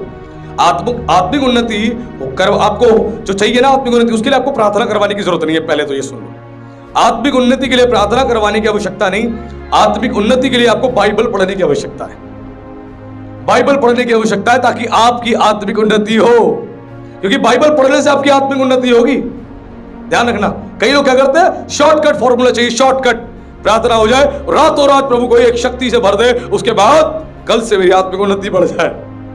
नहीं होगा, नहीं होगा। आपको बाइबल पढ़ना पड़ेगा, मेडिटेशन करना पड़ेगा, डे और नाइट, तब जाके आपकी आत्मिक उन्नति होगी, वरना नहीं होने वाली। ध्यान रखना, वचन पढ़ने से आत्मिक उन्नति होती है, वचन नहीं पढ़ने से आपकी आत्मिक उन्नति नहीं होगी, क्योंकि वचन ही बताएगा प्रार्थना क्यों करनी है, वचन ही बताएगा उपवास क्यों करना है, वचन ही बताएगा दान क्यों देना है, वचन ही बताएगा कलीसिया में क्यों आना है, वचन ही बताएगा किसी बहन के साथ अच्छा व्यवहार क्यों करना है, वचन ही बताएगा। लेकिन कई बार क्या करते हैं, इन बातों को हम सुन के अनसुना करते हैं, सुन के अनसुना करते थे। 5 प्रकार के बलिदान परमेश्वर ने चढ़ाने के लिए यहूदियों को बोले थे, ताकि वो परमेश्वर की नजदीकी में रहें, परमेश्वर से दूर ना चले जाएं। ये परमेश्वर ने सुसमाचार उन्हें दिया था, ये गुड न्यूज दी थी उन्हें, उन तक पहुंच गई थी, और वो इसका पालन करते थे और पालन करने में लगे रहे। और परमेश्वर ने यही प्रोसेस, यही तरीका उन्हें दिया था ताकि वो लोग इस बात को समझें। अब कई लोग कहते हैं कि यीशु मसीह जो है उसने यरूशलेम में जैसे एंट्री लेने के बाद लोग यीशु मसीह के विरोध में आ गए, और जब यीशु के विरोध में आ गए तो फिर क्या हुआ, यीशु मसीह को सलीब पर टांग दिया, यीशु मसीह को क्रूस पर चढ़ा दिया। यहूदियों ने ही, यीशु मसीह के खुद अपने लोगों ने उसको क्रूस पर चढ़ा दिया, ऐसा लोग कहते हैं। ऐसे ही कहते हैं, रोमन सोल्जर्स ने क्रूस पर चढ़ा दिया, ऐसे ही कहते हैं। लेकिन बाइबल कुछ और कहती है, एक बार पढ़ लेते हैं। उसके लिए खोलेंगे book of John chapter 10 verse 17 and 18। इसमें बड़ी अच्छी बात हम पढ़ने जा रहे हैं। यूहन्ना रचित सुसमाचार अध्याय 10 पद उसके 17 और 18 में कुछ अद्भुत बात लिखी है, और मैं आप सबके लिए पढ़ने जा रहा हूं। उसमें इस प्रकार लिखा है, पिता इसलिए मुझसे प्रेम रखता है कि मैं अपना प्राण देता हूं, उसे फिर से ले लूं। कोई उसे मुझसे छीनता नहीं, वरन मैं आप ही देता हूं। मुझे उसके देने का भी अधिकार है और उसे फिर से ले लेने का भी अधिकार है। यह आज्ञा मेरे पिता से मुझे मिली है। हालेलुया। आज ये वचन हमें बता रहा है कि यीशु मसीह की मृत्यु जो है ना रोम के लोगों के द्वारा हुई, ना यहूदियों के द्वारा हुई, वरन यीशु मसीह ने खुद बलिदान दिया। कई बार हम यहूदियों को दोष देते हैं, कई बार हम रोमन गवर्नमेंट को दोष देते हैं। अरे नहीं, दोष मत दो यार, मत दो दोष। यीशु खुद अपनी मर्जी से प्राण को देने आया था, ये उसके उद्धार की योजना थी। अगर रोम के लोगों ने यीशु मसीह को क्रूस पर बलिदान दिया, अपनी मर्जी से दिया, और परमेश्वर की मर्जी नहीं थी, तो इसका मतलब तो परमेश्वर फिर उसे कोई जो ब्लूप्रिंट जो था वो बेकार हो गया उसका। रोमन गवर्नमेंट ने यीशु मसीह को क्रूस पर नहीं चढ़ाया। ध्यान रखना, यह परमेश्वर की योजना का हिस्सा था कि यीशु मसीह क्रूस पर खुद जाके बलिदान दे अपनी मर्जी से। उसने कहा कि पिता मुझसे प्रेम रखता है कि मैं अपना प्राण देता हूं कि उसे फिर से ले लूं। ईश्वर ने कहा मैं अपना प्राण देने आया ताकि उसे फिर से वापस ले लूं। प्राण देने आया। प्राण का मतलब समझते क्या होता है? लहू, प्राण यानी लहू, और लहू में ही मनुष्य के प्राण होते हैं। ये लहू ही है जो मनुष्य को पाप से शुद्ध करता है। ये लहू है जो उसको सच्चा प्रायश्चित करने के लिए वापस से उसको फील करवाता है लहू के द्वारा। और बिना लहू के कोई भी चीज शुद्ध नहीं होती है। बाइबल के जमाने में मंदिर में जितने भी पात्र पाए जाते थे, सारे पात्र लहू के द्वारा ही शुद्ध किए जाते थे। अगर कोई भी पात्र अशुद्ध हो गया तो वो किसी पशु का बलिदान होता था, उसके लहू को लेकर प्रार्थना करके उसको छिड़का जाता था शुद्ध करने के लिए। ध्यान रखना, लहू के द्वारा ही सारी चीजें शुद्ध की जाती थी। वैसे यीशु ने कहा मैंने अपना प्राण खुद दिया, और 18 में लिखा है कोई उसे मुझसे नहीं छीनता, वरन मैं आप ही देता हूं। मुझे उसके देने का भी अधिकार है और उसे फिर से ले लेने का भी अधिकार है, और यह आज्ञा मुझे पिता से मिली है। पिता से मिली है। यीशु ने कहा मुझे अपना प्राण देने का अधिकार है और वापस लेने का भी अधिकार है। कोई मुझसे नहीं छीन रहा मेरा प्राण। हेलो, कोई यहूदी नहीं छीन रहा मुझसे, कोई रोमन गवर्नमेंट मुझसे मेरा प्राण नहीं छीन रही। यीशु मसीह को 5 अदालतों में लेकर गया था, 5 अदालतों में यीशु मसीह गया था। बार बार उसको अलग अलग कोर्ट्स में ले जाया गया, ट्रायल के लिए अलग अलग कोर्ट्स में ले जाया गया। पहली कोर्ट में, दूसरी कोर्ट में, तीसरी, चौथी, ऐसी 5 कोर्टों में ले जाया गया और कहीं पर भी यीशु मसीह दोषी नहीं ठहरा, दोषी नहीं ठहरा। लास्ट में पिलातुस उसने हार मानकर क्या किया, हाथ धो लिया। उसने बोला तुम भैया तुम ही कह रहे हो तो इस व्यक्ति के पाप का बदला तुम्हारे सर ही पड़े। और वो मजबूर होकर, प्रेशराइज होकर उसने इस फैसले को लिया, वरना नहीं। यीशु मसीह 5 कोर्टों में गया, 5 में ट्रायल हुआ, ट्रायल में कहीं पर भी दोषी नहीं ठहरा। सोचिए, इसका मतलब वो अपनी मर्जी से प्राण देने आया था। यीशु मसीह केवल मुंह से बोलता कि भाई हाँ मैंने कोई पाप नहीं किया, मैंने कोई देश विद्रोह नहीं किया, यहाँ पर मैंने किसी को भड़काया नहीं, मैंने कोई गलत काम नहीं किया, मैंने तो अच्छे काम किए। वो मुंह से बोलता, उसकी बात सुनी जाती, क्योंकि पिलातुस ने भी उससे पूछा था, उससे बातचीत करी थी, उसने जवाब ही नहीं दिया जाता कुछ। उसने बोला मेरा राज्य तो यहाँ का है ही नहीं। लिखा है वध होने वाले मेमने के समान वो चुपचाप रहा, वध होने वाले मेमने के समान।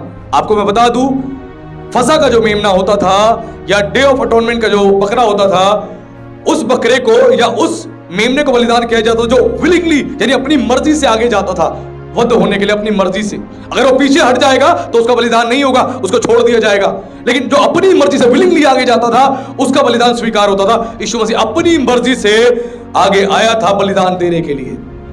इसलिए जब यूहन्ना बपतिस्मा देने वाले ने देखा, आत्मिक आंखों से देखा, उसने क्या बोला, यही है परमेश्वर का मेमना जो जगत का पाप उठा ले जाता है, यही है। उसने आत्मिक आंखों से यीशु मसीह को नहीं देखा, उसने परमेश्वर के मेमने को देखा। स्पिरिचुअल रल्म में उस चीज को वो देख रहा था, जैसे यशायाह देख रहा था 53 में, जो उसने लिखा कि जब वो वध किया गया, वो मारा गया, वो पहचान में भी नहीं आ रहा था कि मनुष्य है या नहीं है। वो स्पिरिचुअली आत्मिक आंखों से उन चीजों को देख रहा था जो होने वाली थी। सेम इसी प्रकार यूहन्ना बपतिस्मा देने वाला स्पिरिचुअल आईज से, आत्मिक आंखों से वो चीज देख रहा था जो परमेश्वर उसको दिखा रहा था। विलिंगली अपनी मर्जी से आगे जाने वाले को बलिदान चढ़ाया जाता था। यीशु मसीह अपनी मर्जी से आया बलिदान देने के लिए, अपनी मर्जी से। ध्यान रखें, यह परमेश्वर का तरीका है। आज हम कई बार सोचते हैं कि यीशु मसीह ने बलिदान दे दिया, यहूदी लोगों ने गलत किया, अरे अरे बंद करो यहूदियों को गलत कहना, बंद करो भाई, बंद करो, बहुत गलत कह दिया, उनको गलत मत कहो, कुछ मत कहो। मसीहा को नहीं पहचाना, बस यही तो गलती थी कि मसीहा को नहीं पहचाना उन्होंने। लेकिन आज भी मसीहों से ज्यादा परमेश्वर के वचन की समझ यहूदी लोग रखते हैं। आज भी बहुत गहरी समझ रखते हैं, बहुत गहरी समझ। आज भी उनका एक ऐसा तबका है जो केवल परमेश्वर के वचन को स्टडी करता है, तोरा को स्टडी करता है, आज भविष्यवाणियों को समझने का प्रयास करता है। आज भी ऐसा तबका है यहूदियों में जो कोई कामकाज नहीं करता है, केवल यही करते हैं और सरकार से उन्हें भत्ता दिया जाता है। इजराइल में सोचिए आज हम कितनी पीछे हैं, बहुत पीछे हैं। आज हमें सीखना है हम कहां पे स्टैंड कर रहे हैं, हम कहां पे स्टैंड कर रहे हैं। आज प्रभु हमें सिखा रहा है। वैसे ही क्या लिखा है, दान के समय एक बड़ी अच्छी बात लिखी है, जब दान दे तो अपनी इच्छा से दे, दान दे तो अपनी इच्छा से दे, दबाव से मत दे, अपनी मन से दे। क्या तेरा दिल, तेरी आत्मा सेटिस्फाइड है, जो तू दे रहा है काफी है? क्या उससे जरूरतें पूरी हो जाएंगी सेवा की, कलीसिया की? अगर तेरा मन सेटिस्फाइड है, तू सब कुछ जानता है और तू कर रहा है इच्छा से, तो बहुत अच्छी बात है। अगर तू सब कुछ जानते हुए भी अपने मन को छोटा करके दे रहा है, तो इसका मतलब है तेरा मन सही नहीं है, मन तैयार नहीं। लेकिन दान जब भी दे, इच्छा से दे, दबाव से नहीं। दान इच्छा से दिया जाता है, दबाव से नहीं। दान में चाहे 1 रुपया दो, चाहे 2 रुपया दो, चाहे 5 रुपया दो, परमेश्वर आपके दान का आदर करता है, सम्मान करता है। ये ऑफरिंग है। हमने 5 प्रकार के ऑफरिंग के बारे में जाना ना अभी, 5 प्रकार का बलिदान। वैसे ही ऑफरिंग भी इच्छा से दिया जाता है। यीशु मसीह ने अपना प्राण भी इच्छा से दिया। वो क्या था? उसका प्राण ऑफरिंग था, ऑफरिंग था। वो ऑफरिंग चढ़ाने आया था, उस बलिदान को चढ़ाने आया, बलिदान देने अपनी इच्छा से देने आया, वो किसी के दबाव से नहीं। इस बात को हम समझें आज, क्योंकि प्राण देना बहुत जरूरी था मनुष्य जाति के पापों की क्षमा के लिए। और यीशु मसीह जब क्रूस पे था, वो जब प्राण देने के लिए क्रूस पर टांगा गया, तो यीशु मसीह ने सबसे पहली वाणी बोली, बड़ी अद्भुत थी। यीशु ने कहा, हे पिता, इन्हें क्षमा कर, क्योंकि ये नहीं जानते क्या कर रहे हैं। यीशु ने ऐसा कहा। क्यों?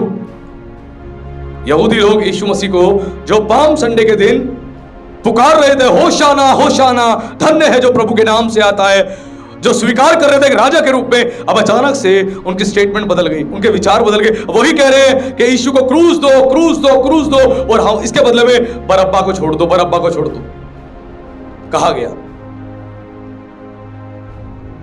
कुछ समझ आ रहा हमें? और ऐसा कहा गया, वहां पे बरअब्बा शब्द जो यूज होता है, वहां पर जो है एक तो यीशु मसीह का नाम भी यीशुआ था, और जो बरअब्बा था उसका नाम भी यीशुआ था। दोनों का नाम सेम ही था। और फसह के दिन उस पर्व में एक व्यक्ति को रिलीज करना जरूरी होता था, तो पिलातुस ने निर्णय किया यीशु को रिलीज करने के लिए, लेकिन लोगों ने चिल्लाया नहीं नहीं, एक काम करो, बरअब्बा को छोड़ दो, बरअब्बा को छोड़ दो। एक वो था जो ब्रह्मांड के परमेश्वर के पुत्र का, परमेश्वर का पुत्र था, जो स्वर्ग के पिता का बेटा था, और एक दूसरा वो था जो संसार में जो पिता था उसका बेटा था। ध्यान रखना, एक अब्बा वो जो स्वर्ग में बैठा है, दूसरा अब्बा वो जो पृथ्वी पर था जिसने उसे जन्म दिया था। दोनों वहां पर थे।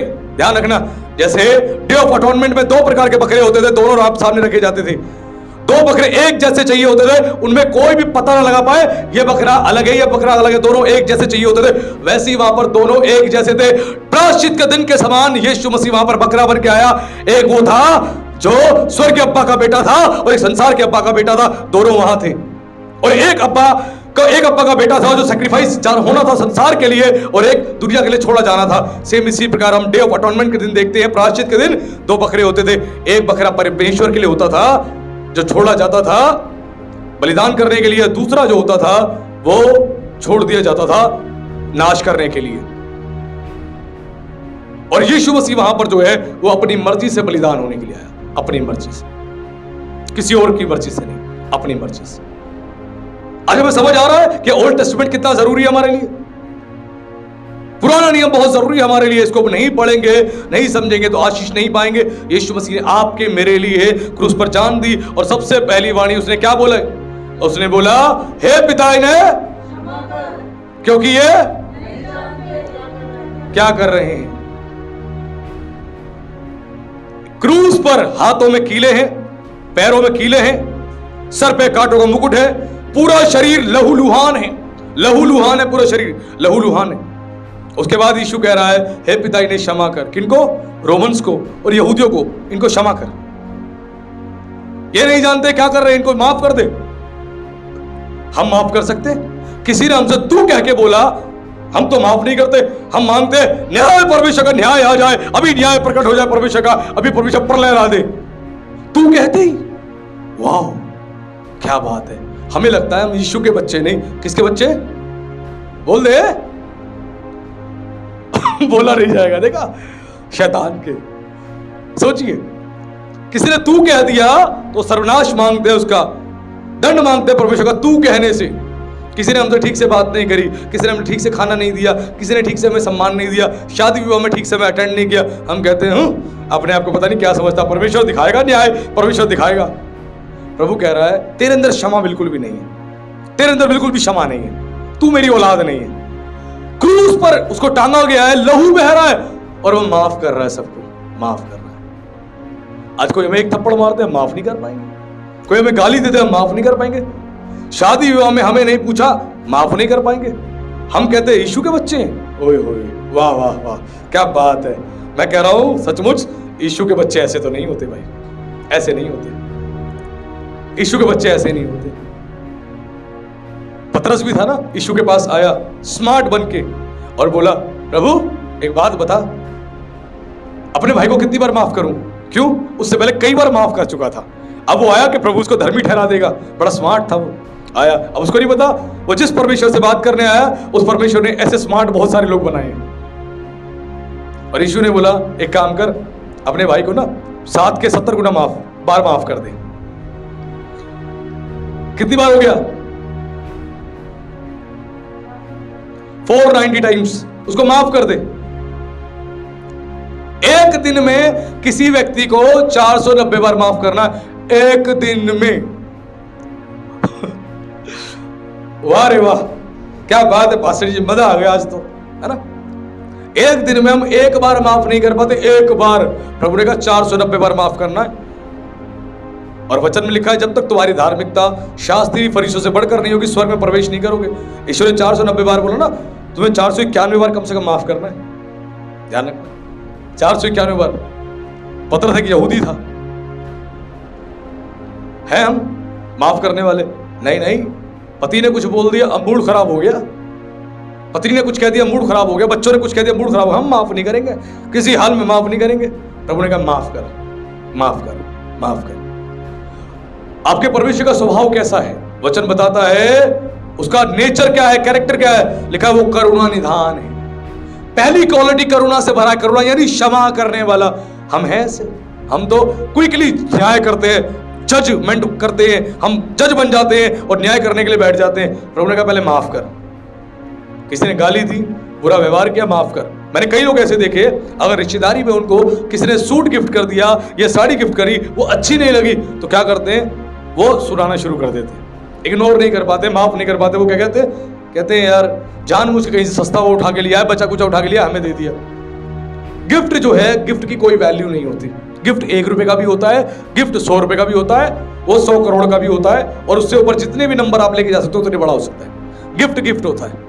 गिफ्ट किसी ने आपको दिया, उस गिफ्ट की इज्जत करें, आदर करें, सम्मान करें। गिफ्ट देने वाला हो सकता है फाइनेंशियल वीक हो सकता है मेंटली वीक हो सकता है उसको उस समय समझ ना आया हो, वो कुछ उठा के ले आया, तो हो सकता है उसने गलती कर दी हो, क्या पता बहुत अच्छा ना हो, तो उसको माफ कर दो भाई, एक्सेप्ट कर लो प्यार से।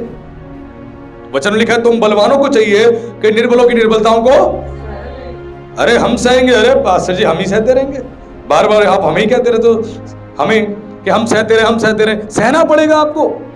आप बलवान हो, वचन आपके पास है, ज्ञान आपके पास है, बुद्धि आपके पास है, आप बलवान हो, आपको सहना पड़ेगा। आप रोड पर जाते हो, रिक्शे वाले आते हैं, कितनी बार रिक्शे वाले साइड से मार के निकल जाते हैं, टच कर देते हैं, गुस्सा बहुत आता है, मन करता है कि ईंट उठा के एक सर में तो दे ही दे इनके, है ना। कई लोग ऐसा बोलते हैं पास्टर जी मन करता है एक ईंट सर में देनी चाहिए, अगली बार गलती नहीं होगी।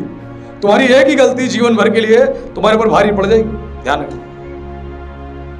माफ कर दे, क्षमा कर दे, और ये क्षमा करना बहुत जरूरी है। और यीशु मसीह ने क्रूस पर सबसे पहली बात हमें सिखाई, क्षमा करना, क्षमा करना।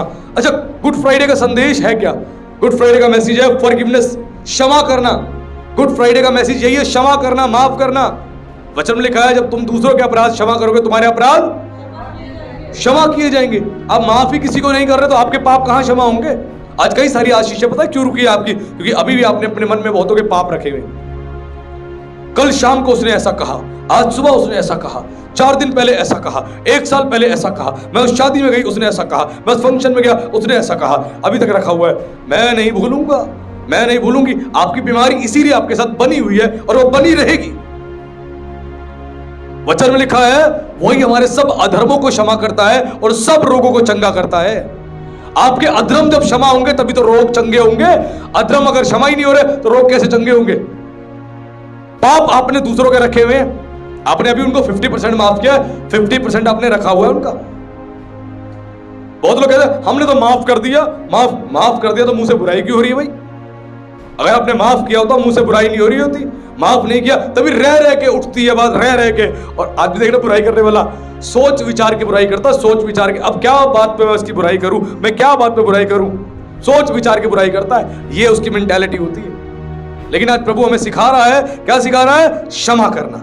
अगर दूसरों के अपराध क्षमा करोगे तो आपके भी क्षमा किए जाएंगे, और जब आपके अपराध क्षमा होंगे आपकी बीमारियां चंगी हो जाएंगी, और बीमारियां चंगी होंगी तो आप स्वस्थ हो जाओगे। नहीं तो आपके अपराध, आपके पाप बने रहेंगे और आप चंगे नहीं हो पाओगे। इसीलिए सीखने की आवश्यकता है। और उसके बाद यीशु मसीह ने छठी वाणी जो बोली, हम बस अंतिम इस संदेश के अंतिम भाग में आ चुके हैं। यीशु मसीह ने जो छठी वाणी बोली वो थी पूरा हुआ, इट इज फिनिश्ड। इस बात को प्रभु यीशु मसीह ने कहा, और जब प्रभु यीशु मसीह ने इस बात को बोला, ये बड़ी ही गंभीर बात थी। यीशु मसीह क्या पूरा करने आए थे? उद्धार की प्रक्रिया को, उद्धार के उस कार्य को पूरा करने आए थे, उस टास्क को कंप्लीट करने आए थे जो स्वर्ग पिता ने, स्वर्ग परमेश्वर ने यीशु मसीह को दिया था कि तुझे जाके मेरे बेटे उद्धार के इस कार्य को पूरा करना है, उसको पूरा करने आए। इसलिए यीशु मसीह ने जब सब कुछ कर दिया तो यीशु मसीह की छठी वाणी थी पूरा हुआ, इट इज फिनिश्ड। वो कार्य पूरा हो गया जो पिता ने मुझे सौंपा था। यीशु मसीह ने अपना कार्य पूरा किया। और प्रकाशित वाक्य बताता है आज भी हमारे कार्य पूरे नहीं हुए। वचन में लिखा है तेरे किसी भी काम को मैंने अपने परमेश्वर के सम्मुख पूरा नहीं पाया। आप में से बहुत से लोग काम की जिम्मेदारी लेते हैं, काम को पूरा ही नहीं कर पाते। 4 दिन करते हैं, 2 दिन सो जाते हैं, 3 दिन करते हैं, 3 दिन सो जाते हैं। आपके कार्य पूरे ही नहीं होते। परमेश्वर के सम्मुख आपके कार्य पूरे ही नहीं। अभी भी अपने कामों को पूरा करें, समय से करें। ताकि परमेश्वर आपके जीवन में कार्य करे। और यीशु मसीह ने अपना काम पूरा किया। जब हमारे बाप ने काम पूरा किया तो हमसे क्यों नहीं होता? क्यों नहीं होता? आज्ञा मानने में कष्ट होता है, पता है आपको? आज्ञा मानने में कष्ट होता है, आसान नहीं है आज्ञा मानना। आज्ञा मानने में कष्ट होता है और यीशु मसीह ने दुख उठा उठाकर आज्ञा माननी सीखी। जब आज्ञा मानते हैं ना, दुख उठाना पड़ता है। पिता बोलेगा आपका, बेटा एक काम कर, बाजार जा और बाजार से सब्जी लेके आ। हमारा मन नहीं है, हम थके हुए हैं, चर्च से गए हैं, अब पिता ने बोल दिया, अब मन ही नहीं कर रहा, अब जाना पड़ेगा। अगर बाप से मोहब्बत करते हो तो बाप की बात मानोगे, बाप का आदर करते हो तो बाप की बात मानोगे। लिखा है कि अगर मैं पिता हूं तो मेरा आदर कहां है? आदर करना पड़ेगा, स्वर्गीय पिता का भी और अपने शारीरिक पिता का भी। और बच्चा जब शारीरिक तौर से थका होगा तब भी बाप की बात मान के जाएगा और उस काम को करके आएगा, अगर बाप से मोहब्बत करता है तो। मोहब्बत नहीं करता, कहेगा मैं नहीं कर रहा, मेरे से नहीं होगा, मना कर देगा। मैं उस सिचुएशन की बात नहीं कर रहा जब बीमारी में है, शारीरिक बहुत ज्यादा दुर्बलता है, मैं उसकी बात नहीं कर रहा। लेकिन अधिकांश लोग इस सिचुएशन में ऐसे ही करते हैं। लेकिन यीशु मसीह ने उस कार्य को पूरा किया और उसने बोला इट इज फिनिश्ड, और पूरा हुआ। और इस बात को कह के यीशु मसीह ने बड़ी ही अद्भुत बात वहां पे प्रकट करी। यीशु ने उद्धार के तमाम कार्यों को पूरा कर दिया। यानी यीशु ने बोला अब किसी बलिदान की आवश्यकता नहीं है। और जैसे यीशु ने क्रूस पर बलिदान दिया, क्या हुआ? वचन बताता है चट्टानों में दरार आ गई। जितनी चट्टानें थी उन चट्टानों में दरार आ गई, सारी चट्टानों में दरार आ गई। और क्या हुआ? वचन बताता है कब्रों में से लोग जिंदा होकर बाहर निकल गए और पवित्र नगर में यरूशलेम में वहां पे चले गए। यीशु मसीह कुर्बानी होती। और यीशु मसीह कुर्बानी के समय क्या हुआ? मंदिर का जो पर्दा था वो फट गया। मंदिर का जो बीच का पर्दा था वो फट गया। और मंदिर का पर्दा इतना ज्यादा पतला नहीं था कि ऐसे ही फट जाए, वो कम से कम 4 से 5 इंच मोटा पर्दा हुआ करता था। एक इतिहासकार है, जोसेफस उसका नाम है, जोसेफस बताता है अपनी किताब में, वो कहता है जो मंदिर का पर्दा था, अगर दोनों कोनों से घोड़ों को बांध के दोनों घोड़ों को दौड़ाया जाए तब भी पर्दा नहीं फट सकता था। इतना मजबूत, इतना मोटा पर्दा होता था महापवित्र स्थान में। लेकिन जैसे यीशु मसीह ने कुर्बानी दी, वैसे लिखा है कि बीच से बिल्कुल पर्दा पूरा आर पार फट गया। यानी परमेश्वर ने सबसे उत्तम बलिदान जो था मनुष्य जाति के लिए क्रूस पर वहां पर दे दिया था, ताकि मनुष्य जाति के पाप क्षमा हुए। और यीशु मसीह का लहू जो है क्रूस से बहते बहते चट्टानों से होते हुए नीचे जा रहा था। और एक इतिहासकार है, इतिहासकार ने जब इजराइल में उसने जहां यीशु मसीह ने कुर्बानी दी थी उस जगह पे जब उसने रिसर्च करी तो रिसर्च में क्या पाया गया? यीशु मसीह का लहू जो है वो बहता बहता नीचे जहां पर गया तो उस स्थान पे वहां पर वाचा का संदूक पाया गया। वाचा का संदूक वहां पे पाया गया और वो लहू वहां से गिरता गिरता वाचा के संदूक पे आ रहा था। जैसे डे ऑफ अटॉनमेंट, प्रायश्चित के दिन, वहां पे जब लहू लेके महायाजक महापवित्र स्थान में जाता था तो वाचा के संदूक पे लहू को छिड़कता था, 7 टाइम्स वो छिड़कता था। वैसे ही यीशु मसीह ने जब क्रूस पर बलिदान दिया, यीशु का लहू जो है वहां से बहता बहता चट्टानों से, दरारों से होता हुआ नीचे गया। और बाद में जब इसकी खुदाई हुई, काफी समय बाद खुदाई में निकला कि वहां पे वाचा का संदूक था और वहां पे यीशु का लहू गिर रहा था। और जब उस लहू का सैंपल लिया गया, लैब में टेस्ट किया गया, तो उस लहू के अंदर पाया गया कि आज भी ये लहू जीवित है, मरा नहीं है लहू, ये लहू जीवित है, लेकिन उस लहू का कोई ब्लड ग्रुप नहीं। सोचिए कितनी बड़ी ब्लेसिंग है। और लहू में जो चीज पानी चाहिए वो चीजें ऐसी थी जो जितने भी साइंटिस्ट थे, इतिहासकार थे, उन सबके मस्तिष्क को उसने हिला के रख दिया। सोचिए, अब सोचिए पुराना नियम कितना इंपॉर्टेंट है। प्रायश्चित के दिन साल में एक बार महायाजक जाता था, लहू छिड़कता था। वैसे ही जहां से चट्टान से लहू बहता गया उस जमीन के नीचे गहराई में वाचा का संदूक पाया गया, जिसे यिर्मयाह ने छुपा रखा था। यिर्मयाह ने छुपा रखा था, ये किसी को नहीं मिला था, और वहां पर लहू गिर रहा था। यानी वापस से वही कार्य हम होते हुए देख रहे हैं जो ओल्ड टेस्टमेंट में होता था। कितनी बड़ी ब्लेसिंग है। ये तमाम वो बातें हैं जो हमारे सामने पूरी हो रही हैं, हमारे सामने वो घटनाएं पूरी हुई और हमने उन बातों को सुना, उन बातों को देखा कि ये बातें सच्ची हैं, कोई झूठी बातें नहीं है। और उसके साथ साथ जब ग्रीक बाइबल को पढ़ते हैं तो ग्रीक बाइबल में जहां पे लिखा है इट इज फिनिश्ड, वहां पे एक वर्ड यूज होता है, वो वर्ड है टेटलस्टाई। टेटलस्टाई एक वर्ड यूज होता है और ये वर्ड जो है कुछ बताता है। ये वर्ड कब यूज किया जाता था? जब किसी व्यक्ति की सजा पूरी हो जाती थी, सजा पूरी होते ही उसके बाद जब लिखा जाता था उसके बारे में तो लिखा जाता टेटलस्टाइट, यानी उसकी सजा पूरी हो गई। वैसे जब किसी व्यक्ति का कर्जा जो है, कर्जा पूरा उतर जाता था तब लिखा जाता टेटलस्टाइट। तो टेटलस्टाइट का मतलब है कि परमेश्वर ने हमारे सारे कर्जों को, हमारे सारे गुनाहों को, सारी सजा को क्रूस पर पूरा कर दिया है। इट इज फिनिश्ड, वो पूरा हो चुका है। यह शब्द वहां पे लिखा था ग्रीक बाइबल में, टेटलस्टाई। प्रभु ने हमारे सारे पापों का, सारे गुनाहों का उसने पूरी तौर से वहां पे कर्जा पे कर दिया है। लोन हमने लिया, पे यीशु ने किया। गुनाह हमने किया, सजा यीशु ने ली। पूरी तौर से उसने हमें कंप्लीट छुटकारा दे दिया, कंप्लीट डिलीवरेंस दे दिया, ताकि हम मसीह के साथ एक धार्मिकता का जीवन जिए, एक पवित्रता का जीवन जिए। यह है गुड फ्राइडे का संदेश। इसीलिए वचन कहता है कि परमेश्वर ने जगत से ऐसी मोहब्बत करी कि उसने जगत के लिए अपना इकलौता पुत्र दे दिया, ताकि जो कोई इस पर विश्वास करे वो अनंत जीवन पाए। परमेश्वर ने अपना बेटा दे दिया हम सब के लिए, इस समस्त जगत के लोगों के लिए, जो कोई इस पर विश्वास करे नाश ना हो। इट मींस यीशु मसीह ने आपके लिए, मेरे लिए, हर मनुष्य जाति के लिए बलिदान दे दिया है, सैक्रिफाइस कर दिया है। अब किसी सैक्रिफाइस की जरूरत नहीं है। जो इस पर विश्वास करता है, यीशु हमारे लिए वो मेमना बना, फसा का मेमना बना। यीशु मसीह डे ऑफ अटॉर्नमेंट का वो बकरा बना हमारे लिए, उसने बलिदान दिया अपने आप को। जो ये विश्वास करता है, अब हमारे लिए किसी बलिदान की आवश्यकता नहीं है। वो व्यक्ति जो है यीशु पर विश्वास करके अपने उद्धार पा सकता है, वो नाश नहीं होगा। उद्धार कंप्लीट फ्री और फ्री है। आप किसी भी धर्म के हैं, जाति के हैं, संप्रदाय के हैं, देश के विदेश के हैं, यीशु मसीह ने आप सबके लिए लहू बहाया है, मेरे लिए लहू बहाया है, आपके परिवार के उद्धार के लिए, समस्त मानव जाति के उद्धार के लिए यीशु मसीह ने लहू बहाया है। और परमेश्वर और मनुष्य के बीच में एक ही बिचौलिया है, वो है मसीह यीशु। जब उस पर ईमान लाते हो, आपको परमेश्वर उद्धार देता है और आपके उद्धार के लिए वो मार्ग को तैयार करता है और आपको उस मार्ग पर चलना सिखाता है। यह है गुड फ्राइडे का संदेश कि ईश्वर ने आपके लिए, मेरे लिए उस कलवरी क्रूस पर प्राण दे दिया। सारा कर्जा आपका पे हो चुका है, सारा लोन आपका पे हो चुका है, सारी सजा आपकी पूरी हो चुकी है। ईश्वर ने सब कुछ पूरा करके बोला, पूरा हुआ, इट इज फिनिश्ड टेटलस्टाई। ये कह के उसने आपके मेरे लिए एक बड़ी आशीष, एक बड़ी ब्लेसिंग आपके मेरे लिए स्वर्ग में तैयार कर दी कि आप और मैं वापस स्वर्ग के पिता के पास जाए और अनंत जीवन को जिए।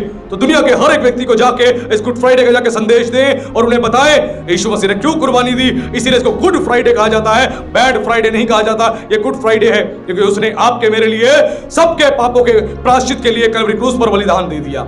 ये उसकी मोहब्बत है जो उसने आपसे मुझसे की। कोई व्यक्ति हॉस्पिटल जाता है और अपना ब्लड देने के लिए, उसके शरीर से जब ब्लड लिया जाता है, अगर एक बोतल ब्लड लिया जाएगा तो उसको एक बोतल अपना ब्लड देख के टेंशन हो जाती है, और दूसरी बोतल ले लिया तो और टेंशन हो जाती है। तीसरी में खुद डॉक्टर बोलता अब नहीं ले सकते भैया, 2 बोतल ले लिया, इससे नीचे ब्लड लेंगे तो तुम्हें दिक्कत हो जाएगी। नहीं, लेकिन यीशु मसीह ने संपूर्ण रीति से अपना कतरा कतरा कतरा एक बूंद भी अपने लिए नहीं रखी, सब आपके लिए, मेरे लिए बहा दी, पूरी रीति से बहा दी। सोचिए कितना महान परमेश्वर है। उसकी महानता को आज हमने इस गुड फ्राइडे पे जाना। और जब यीशु पर विश्वास करते हैं, ईमान लाते हैं, वो आपके पापों को क्षमा करता है। जब पाप क्षमा होंगे, सारी बीमारियां अपने आप जाएंगी, सारे श्राप टूटेंगे, परिवार में आशीष आएगी, जीवन में आशीष आएगी, और परमेश्वर के साथ एक अनंत जीवन को हम व्यतीत करेंगे। यह है शुभ शुक्रवार का गुड फ्राइडे का मैसेज। परमेश्वर आप सबको बहुत आशीष दे। आप सभी को जय मसीह। आइए हम लोग आंखें बंद करेंगे, सर को झुकाएंगे और अंतिम प्रार्थना करेंगे। हे सर्वशक्तिमान परमेश्वर, हम धन्यवाद करते हैं आपकी महानता के लिए प्रभु, आपकी करुणा के लिए, आपकी कृपा के लिए। हे प्रभु धन्यवाद देते हैं, आपने सारा ऋण प्रभु हमारा चुका दिया और आपने कहा टेटलस्टाई, तुम्हारे सारे अपराधों को, तुम्हारे सारे गुनाहों को क्रूस पर मैंने बलिदान देके क्षमा कर दिया है। हे प्रभु, इस बात को जब आपने कहा, सचमुच हम धन्यवाद देते हैं आपके इस महान प्रेम के लिए।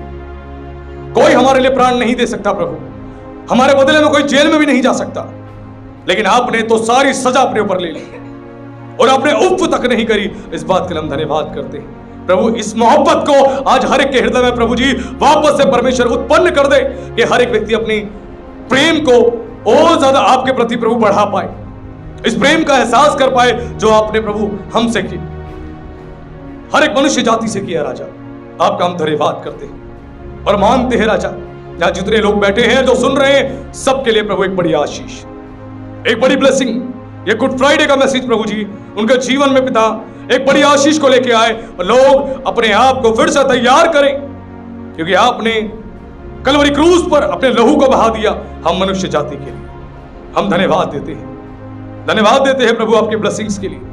हर एक के जीवन पे आशीष की प्रभु हम घोषणा करते हैं, हर एक के जीवन में आपका लहू आ जाए, क्योंकि ये लहू जिसके ऊपर आता है सुरक्षा आ जाती है, ये लहू आता है चंगाई आ जाती है, ये लहू आता है बरकत आ जाती है प्रभु। क्योंकि आपके लहू में आज भी सामर्थ है मनुष्य को बदलने की, उसके रोगों को चंगा करने की, उसके पापों को क्षमा करने की। राजा हम धन्यवाद करते हैं, सारी महिमा आपको देते हैं, सारा आदर आपको देते हैं, और इस प्रार्थना को हम जीवित सामर्थी परमेश्वर के पुत्र मसीह यीशु के नाम से मांगते हैं, आमीन।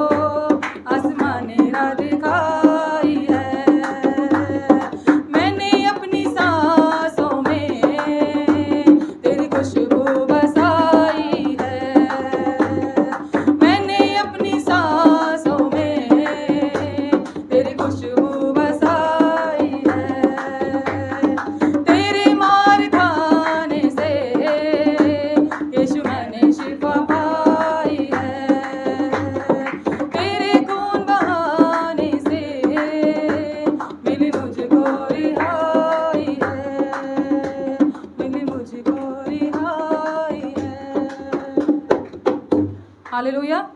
प्रभु का धन्यवाद करते हैं इस मधुर गीत के लिए। सच में यीशु मसीह के मार खाने से हमने शिफा पाई है, उसके खून बहाने से हमको मिली रिहाई है। यीशु मसीह ने जब खून को बहाया तो वो उसने खून हमारे लिए बहाया और शैतान के चंगुल से हमें छुड़ाकर उसने हमें अपने पास अपने लहू से मोल ले लिया। हालेलुया। आज शैतान का कोई भी अधिकार हमारे ऊपर नहीं है। हालेलुया। क्योंकि हम यीशु के लहू से धुले हुए हैं, हम यीशु के खरीदे हुए हैं। हालेलुया। यीशु के लहू से हम खरीदे हुए हैं। हालेलुया। हालेलुया। प्रभु इस गीत के द्वारा सबको बहुत आशीष दे। सबको जय मसीह की।